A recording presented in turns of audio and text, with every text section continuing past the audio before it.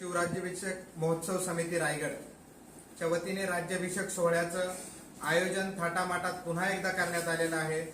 या सोहळ्याचे मार्गदर्शक म्हणून युवराज संभाजीराजे छत्रपती, त्याचप्रमाणे युवराज कुमार शहाजीराजे छत्रपती व आमच्या सर्वांच्या मार्गदर्शक युवराज्ञी राणीसाहेब सैविताराजे यांच्या मार्गदर्शनात हा सोहळा पार पडणार आहे।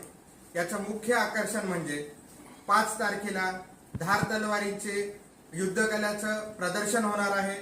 त्याचप्रमाणे जागर शिवशाहिरांचा, स्वराज्याच्या विचारांचा, त्या पद्धतीचा शिवशाहिरांचा कार्यक्रम देखील 5 तारखेला होणार आहे।